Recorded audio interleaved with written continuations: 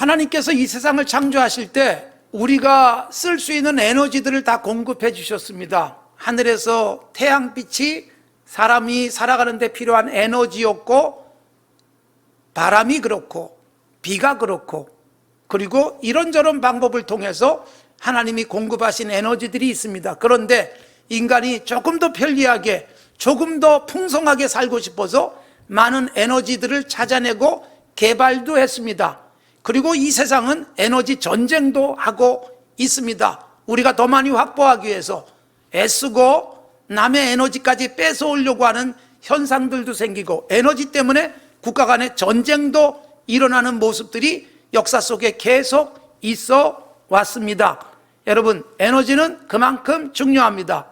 새로운 에너지들을 개발하고, 그래서 바람이, 태양빛이 우리에게 대체 에너지로 그렇게 현실적으로도 많이 진전되어져 가고 있습니다.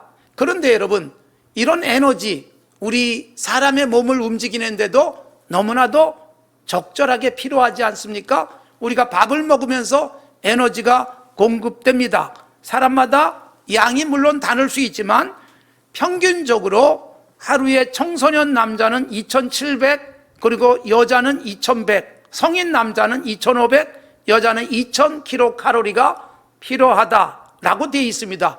누군가는 더 많이 또는 덜 섭취하기도 하지만 평균적인 부분, 연세가 들면 남자는 2000, 여자는 1700 정도로 낮아지기도 합니다. 적절한 에너지를 내가 공급받아야 하는데, 여러분, 이 세상에는 이런 몸을 움직일 에너지도 공급받지 못하는 사람들이 있습니다. 10초에 한 명의 어린아이가 죽고 있다. 우리가 광고를 통해서도 접하고 있습니다. 1년이면 530명의 어린아이가 그렇게 먹지 못해서 죽어가고 있다는 것입니다. 이런 세상 속에서 우리들이 건강한 에너지를 내가 잘 공급받을 뿐만 아니라 내게 있는 에너지를 누군가에게 주며 살 수 있다면 얼마나 좋겠습니까? 그리스도인의 에너지는 과연 어떤 것이어야 할까요? 여러분, 힘을 키우기 위해서 했습니다. 그래서 학력을 높이고 경제력을 가지려고 애쓰고, 또 인맥 관리를 통해서도 힘을 만들어 갑니다. 권력을 유지하려고도 합니다. 그러나 그것 가지고도 안 되는 일은 너무나도 많습니다. 평생 다 쓰지도 못할 만큼 많은 돈을 갖고도 해결 안 되는 한계 상황에 부딪히는 사람들이 얼마나 많습니까? 돈 많으면 다 할 수 있다면 안 줄게요. 그런데 그것 가지고 안 되는 일들이 너무나도 많습니다. 우리들은 분명히 세상이 갖고 있는 힘, 에너지, 한계를 경험하고 있어요. 그리고 그리스도인은, 여러분, 그런 한계가 아니더라도 그리스도인만이 가져야 될 힘이 있습니다. 교회의 진정한 힘은 무엇일까요? 교회도 사람 많고 돈이 많으면 힘 있는 교회일까요? 성경은 그렇게 말하고 있지 않습니다. 그래서 그리스도인, 교회에는 영적 에너지가 필요합니다. 오늘 우리가 읽은 말씀은 스가랴서입니다. 구약의 제일 마지막 선지서, 학개, 스가랴, 말라기 세 권의 선지서가 있는데 길지 않습니다. 그런데 이 세 분의 선지자가 활동했던 시대가 바벨론 포로에서 이스라엘 백성이 돌아와서 이스라엘을 재건하고 이스라엘이 예수 그리스도의 오심을 바라보는 때에 활동을 했습니다. 그래서 이 세 분의 선지자를 바로 포로 후 선지자라고도 그렇게 구별을 합니다. 이스라엘 백성이 바벨론 포로에서 돌아와서 이제 이스라엘을 재건, 거기다가 성전도 새롭게 세워야 되고, 무엇보다도 하나님의 백성다움을 다시 일으켜 세워야 될 위기 속에서 이들이 활동했습니다. 말라기 선지자는 하나님과의 건강한 관계에 대해서 특별히 강조를 하면서 구약의 마지막 선지자였습니다만, 학개, 스가랴는 공통점이 이런 것입니다. 이스라엘 백성들이 영적으로도 회복되어야 되지만 그들의 신앙의 중심, 성전 재건을 매우 중요하게 다루고 있습니다. 그래서 포로에서 돌아와서 성전 재건부터 시작을 하려고 애썼습니다. 스룹바벨이 오늘 본문에 등장하지만 이스라엘의 지도자였습니다. 그의 지도하에 성전이 세워지게 되죠. 그래서 첫 번째 지어진 성전은 솔로몬 성전이라는 별칭이 붙어 있지만 바로 이때 세워진 성전을 스룹바벨 성전이라고 부르기도 합니다. 자, 스룹바벨이 기초를 놓았어요. 전에 지대, 기초를 놓고 그리고 성전 재건을 하는 중에 굉장히 많은 방해와 그리고 장애물을 겪게 됩니다. 그러다 보니 이스라엘이 포기하고 주저앉았습니다. 학개 선지자에 의하면 할 수 없이 우리 집이나 짓자. 그래서 자기 집은 잘 짓고 성전은 미완의 상태로 두고 있었습니다. 이때 활동하면서 책망도 하고 격려도 했던 선지자가 학개 스가랴. 그 중에 오늘 스가랴 선지자의 가르침이 무엇입니까? 우리들이 경제력 가지고 또는 건축 기술 가지고 군사력 가지고 나라를 지키고 성전을 건축할 수 있는 것이 아니다. 이걸 강조를 해주고 있습니다. 그래서 오늘 본문에 보면 힘으로도 안 된다, 능력으로도 안 된다. 그렇습니다, 여러분. 군사력, 경제적인 힘이에요. 능력, 내가 가지고 있는 건축 기술, 또 내가 가지고 있는 재능, 이런 것으로 할 것 같지만 그것이 통하지 않을 때가 많다. 그래서 이게 없으면 안 된다. 그래서 주시는 말씀이 오직 나의 영, 오직 성령이라고 강조해주고 있는 것입니다. 아무리 많은 물리적 힘을 갖고 있거나 또는 성전을 다 지을 때까지 넉넉하고 남을 만큼 재정적 능력을 갖고 있어도 하나님의 영이 하지 않으면, 일하지 않으면 절대로 이룰 수 없다라고 강조해주고 있는 것입니다. 그래서 하나님의 영이 임하면 지금 스룹바벨을 비롯한 이스라엘이 포기하고 주저앉아 있는 거예요. 장애물 때문에 이렇게 말씀을 합니다. 7절, 큰 산아 내가 무엇이냐? 스룹바벨 앞에서 평지가 될 것이다. 지금 이스라엘이 장애를 만났습니다. 거대한 산같이 가로막혀 있어요. 그런데 하나님의 영으로 일하면 산이 평지가 될 것이다. 그리고 9절에 보면 스룹바벨의 손이 성전의 기초를 놓았으니 그의 손이 또한 완성할 것이다, 일을 마칠 것이다 라고 선언해 주는 거예요. 그렇습니다. 정도에 포기하고 이것이 끝날 것 같지 않은 좌절 속에 있는 이유는 돈이 없고 힘이 없어서가 아니라 오직 성령의 문제임을 강조해 주고 있는 것입니다. 그래서 하나님의 영, 나의 영 함께하면 반드시 극복하고 성전을 이룰 것이다. 그리고 학개 선지자는 학개 2장 9절에 보면 지금 세워지는 성전이 초라해도 더 멀리 바라보면 장차 예수 그리스도가 오셔서 진정한 성전을 우리에게 안겨주실 것인데 그것은 영광스러운 성전이다. 건물이 아닌 성전. 그래서 우리가 예수님을 통해서 진정한 성전을 이루고 교회가 하나님의 나라를 이룰 것을 스가랴 학개 선지자가 강조를 했습니다. 이 중에서 가장 강력하게 우리에게 필요한 것으로 분명하게 말씀하는 게 바로 성령입니다. 그래서 스가랴 선지자의 오늘 읽은 말씀 뒤에 보면 감람나무, 즉 예수 그리스도를 통해서 임하게 될 등잔에 환한 불을 켤 수 있는 기름이 나와요. 그게 바로 성령이라는 환상이 이 뒤에 이어지고 있습니다. 그렇습니다, 여러분. 그리스도인 교회가 가져야 될, 반드시 있어야 될 힘은 뭐냐? 성령입니다. 여러분, 세상에 많은 사람들이 자랑하는 경제력, 그리고 물리적 힘, 그리고 학력, 이것은 여러분 비교한다면 교회보다 세상이 훨씬 많습니다. 세상을 능가하는 차별된 힘이 있어야 되지 않겠어요? 그게 바로 오직 나의 영, 성령. 그래서 예수님이 3년 사역 완성하시고 이제 승천하시기 전에 제자들에게 분명하게 당부한 말씀이 뭐예요? 오직, 역시 오직이에요. 사도행전 1장 8절, 오직 성령이 너희에게 임하시면. 힘으로도 안 된다, 능력으로 안 된다, 오직 나의 영이다. 말씀한 대로 신약에서 예수님이 주신 말씀, 오직 성령이 너희에게 임하시면 아주 다이나믹한 힘을 얻게 될 것이고 그것 가지고 세상을 하나님 나라로 만들 수 있다. 제자들에게 당부하셨고, 그래서 제자들은 성령을 경험하고 성령에 의해서 사도행전부터 교회가 든든하게 서가고 진정한 성전이 세워지는 것을 경험하게 되는 것입니다. 예수님의 제자들은 예수님에게 직접 교육받았습니다. 성경의 중심, 성경의 핵심인 예수 그리스도, 그분에게서 직접 배웠고 그분의 하시는 일을 직접 보았고 그분이 깨우쳐 주심을 그들은 너무나도 가까이서 경험을 했습니다. 그런데 예수님이 마지막 사역 십자가를 앞두고 예수님이 붙잡힐 때 다 도망갔어요.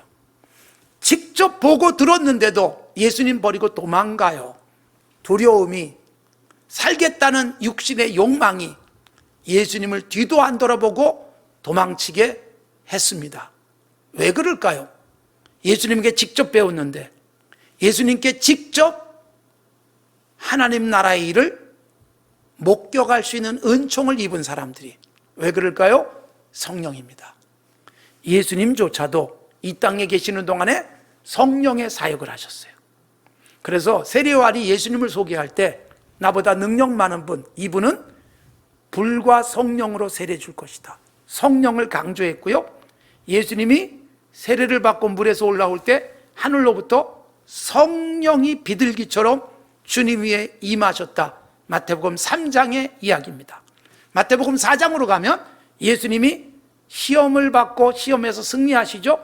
그때 마태복음 4장 1절은 예수님이 성령에게 이끌려 마귀에게 시험 받기 위해서 광야로 가셨다, 그렇게 되어 있어요. 여러분, 시험을 받는 순간에도 성령에 이끌리는 거예요. 그리고 승리하세요. 우리가 이 세상 살아가는 동안에 그리스도인들이 이런저런 시험을 만나고 시련을 만나기도 하고 유혹을 우리가 뿌리쳐야 되는 상황 속에 놓일 수 있는데, 광야 같은 세상 성령에 이끌려가면 넉넉하게 이긴다. 이것이 신약 성경의 핵심 메시지 중에 하나입니다. 그러니까 여러분, 예수님도 성령으로 일하셨고 예수님도 성령으로 이기셨다. 그래서 예수님이 가르치면 사람들이 깜짝 놀랐어요. 들어본 적이 없는데 산상설교의 결론도 그래요. 왜 그럴까요? 성령이었습니다. 그리고 예수님이 성령을 힘입어 귀신을 쫓아내시는 모습도 마태복음 12장에 나오면서 성령을 힘입어 귀신을 쫓아내면 하나님 나라가 여기 임한 것이다. 그래서 우리들에겐 이런 교훈 주는 거예요. 사탄이 우리들의 정신을 혼미하게 하고 잘못된 방향으로 가게 만들고 우리로 하여금 쓸데없는 욕망에 사로잡히게 하는 것, 이게 오늘날 귀신과 같은 거예요. 성령 충만해서 그걸 이기면 우리는 배가 고파도 하나님 나라, 건강하지 않아도 하나님 나라를 이룰 수 있다, 그런 말씀일 수 있습니다. 예수님도 성령으로 일하셨고 베드로가 고넬레의 집에 가서 그들에게 복음을 전할 때 사도행전 10장 38절 예수님 소개를 합니다. 예수님에게 성령과 기름을 하나님께서 기름 붓듯 하셔서 그 기름, 그 에너지로 두루 다니며 하나님의 일을 하시고 마귀에게 눌린 자들을 해방시켜 주셨다라고 말씀하는 거예요. 그렇습니다, 여러분. 예수님조차도 성령 충만해서 사역하신 것이고, 그래서 예수님을 따르고 예수님을 믿는 그리스도인으로 살아가는 우리들에게 진정한 에너지는 성령입니다. 바울 사도, 베드로 사도, 바나바, 그리고 야고보, 요한, 모든 일꾼들이 성령에 의해서 움직였습니다. 공부 많이 한 사람, 학교를 다녀본 적도 없는 사람, 그런데 동일한 능력을 드러냅니다. 이유가 뭘까요? 성령입니다. 바울 사도는 공부도 많이 했고 좋은 가문에서 자랐습니다. 그리고 로마의 시민권을 갖고 있었습니다. 그러나 다 내려놓고 성령 충만하니 그것으로 일하는 게 아니라 하나님의 능력으로 일한다는 것을 경험해요. 베드로 사도, 바울 사도의 버금가는 일들을 해내는 것은 공부를 안 해서도 성령이다. 그러니 여러분, 공부도 하고 이런저런 세상적 조건도 잘 갖춘 사람에게 성령이 임하면 더 큰 일도 가능하다. 그게 도구가 되기 때문에. 그래서 바울 사도와 베드로 사도의 두 사람의 차이점이 있어요. 다른 점이 있어요. 사역이 달라요. 왜요? 그들이 갖추고 있는 기본적인 사람의 갖추고 있는 것들이 다르기 때문에. 그러나 동일한 건 뭐예요? 성령. 그래서 같은 목적을 이루지만 다르게 사용되어집니다. 중요한 것은 우리 안에 에너지는 성령이다. 예수님이 제자들을 전도 훈련을 시켰어요. 마태복음 10장에 보면 파송하시면서 이렇게 말합니다. 사람 만났을 때 무슨 얘기할까? 걱정하지 마라. 너희 속에서 말하는 다른 분이 계시다. 성령이다.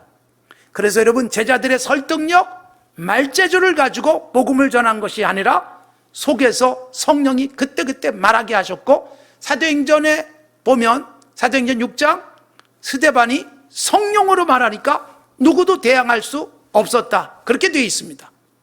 거기다가 초대교회 굉장히 든든히 섰죠. 교회 일꾼들은 성령 충만한 사람. 성령이 충만하니까 지혜도 충만했어요. 이게 사도행전 6장이에요.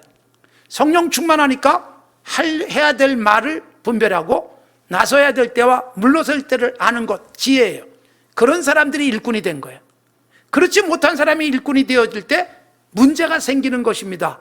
그래서 성령, 교회를 든든하게 세우는 것이었고, 그리고 이 성령이 교회를 평안하게 그리고 더 풍성해지게 만들었던 것을 사도행전에서 보여주고 있습니다. 그래서 여러분, 사도행전의 일꾼들 성령으로 역사했습니다. 여러분, 최초로 사도행전에서 선교사를 파송한 교회는 예루살렘 교회가 아닙니다. 가장 크게 부흥하고 사도들이 모여있는 본부 같은 예루살렘 교회가 선교사를 파송한 게 아니었습니다. 이방의 교회였습니다. 지금의 시리아 지역이었던 곳에 안디옥이 있었고, 거기서 이방 사람, 유대인이 아닌 사람들이 모여서 교회를 이룹니다. 그런데 그 교회가 예루살렘도 못했던 선교사를 파송합니다. 바나바와 사울이 제일 먼저 거기서 선교사 파송이 되어지고 2차, 3차 거기서 계속 파송이 되어집니다. 예루살렘도 못한 일을 바로 안디옥이 했습니다. 거기에 성령이 충만한 바나바가 사역하고 있었기 때문입니다. 그래서 성령의 역사가 여러분, 복음을 온 세상에 확산시키는 일을 해낸 것은 예수님이 성령이 임하면 예루살렘, 온 유대, 사마리아 땅끝까지 증인된다는 말씀이 그렇게 현실적으로 나타나는 것이었고, 성령 충만한 제자들은 고난을 겪고 위협을 당해도 기쁨 속에 감당했습니다. 그래서 사도행전 13장 52절에 보면 제자들은 기쁨과 성령이 충만했다. 굉장히 어려움을 겪으면서도 기쁨, 성령 충만. 여러분 보세요. 성령 충만이 기쁨도 행복도 만족도 가능하게 하는 것임을 강조하죠. 이것이 신약만의 이야기가 아닙니다. 구약으로 가면 구약의 하나님의 일꾼들도 기름 부음 받으면서 임직을 했어요. 머리에 올리브 기름을 부었어요. 그 올리브 기름이 오늘 스가랴서 4장에 나오는 감람나무에서 나오는 기름이에요. 상징은 성령이에요. 자, 성령을 상징하는 기름 부음을 통해서 제사장도 세우고 선지자도 세우고 왕도 세웠어요. 그런 일을 하려면 성령이 필요해 라는 것이었고, 사사기에 보면 첫 번째 사사 온니엘도 성령이 임해요. 여호와의 영이 임하니까 이스라엘을 구원하는 사람이 되어져요. 300명의 용사로 메뚜기 떼처럼 많은 미디안을 물러친 기드온도 손에 칼을 쥐지 않았지만 하나님의 영이 임하니까 이스라엘을 건져내요. 힘의 상징 삼손, 혼자서 사자를 찢고 30명을 물리치고 1000명 블레셋 사람을 쳐 죽일 수 있는 힘은 사사기에서 매우 단순하고 간략하게 기록되어 있어요. 여호와의 영이 강하게 임하니, 여호와의 영이 갑자기 임하니. 그러니까 늘 힘이 있지 않습니다. 성령이 임하는 그 순간 체력을 뛰어넘는, 인간의 한계를 뛰어넘는 놀라운 힘이 세상을 바꿔놓을 수 있었던 것입니다. 여러분, 성경 속의 최고의 인물 다윗, 그가 선지자에게 기름을 부음을 받습니다. 왕으로 하나님이 선택하셨다라고 한 사인. 사무엘 선지자가 머리에 올리브 기름을 붓는 그 순간, 사무엘상 16장 13절에 보면 다윗이 여호와의 영에게 크게 감동되니라. 첫 번째 왕이었던 사울은 실패자로 삽니다. 바로 그 다음 구절 사무엘상 16장 14절, 여호와의 영이 사울에게서 떠나고 그리고 악령이 그를 번뇌하게 하더라. 성령 충만한 사람과 그렇지 못한 사람의 차이를 보여주고 있습니다. 그래서 여러분, 구약, 신약, 세상을 움직이고 하나님 나라를 만들고 그리고 진정한 성전을 이 땅에 세워진 사람들의 힘은 성령이었습니다. 교회, 진정한 에너지, 그리스도인의 진정한 힘, 이것은 재력, 체력, 학력, 권력 아닙니다. 진정한 교회의 힘은 바로 성령이어야 합니다. 성령 충만해야 놀라운 일들을 해낼 수 있기 때문에 그렇습니다. 육체의 힘만 가지고 살아가는 사람들, 그래서 뛰어난 능력을 갖고 있고 오랜 경륜을 갖고 있다가도 여러분 추락하는 사람들이 있습니다. 손재주가 뛰어나고 IT 기술이 뛰어난데, 그런데 여러분 세상에 센세이션을 일으키면서 그러면서 정말 비참해지는 사람들의 모습들이 뭐예요? 갈라디아서 5장에서 말씀하고 있는 대로 육체의 소욕을 따라가는 사람, 육체의 욕구대로 살아가는 사람, 출세 지향, 성공 지향, 그리고 쾌락을 추구하는 사람들의 모습은 추락입니다. 성령 충만하니 여러분 이 내 안에 있는 욕구도 이기고 이 땅을 아름답게 만듭니다. 성도들이 남자, 여자 함께 어우러져서 아름다운 하나님의 나라를 만들지만 육체의 욕구대로만 살아가는 사람들은 그 속에서 갈등, 그 속에서 부끄러운 일들만 만들어 내는 것입니다. 그러기에 여러분 성령 충만은 중요한 것입니다. 하나님이 주시는 것 중에 최고의 좋은 것이 성령. 돈을 달라고 기도했는데 돈은 안 생기는데 기도하다 보니까 성령 충만해지고 나니 돈이 내게 가장 소중한 게 아니에요. 없어도 웃고 행복하고 긍정적으로 살다 보니까 돈이 뒤따라와요. 여러분 기도하니까 성령 주시지 않겠느냐. 이게 누가복음이 강조하고 있는 말씀. 사도행전의 기록자인 누가가 성령을 많이 드러냈습니다. 그러기에 여러분 우리도 구해야 합니다. 재력, 체력보다 권력보다 성령의 권능을 기도하십시오. 자동차 운전하고 가다가 연료가 다 떨어지면 주유소에 들어가서 가득 그러면 꽉 채워주지 않습니까?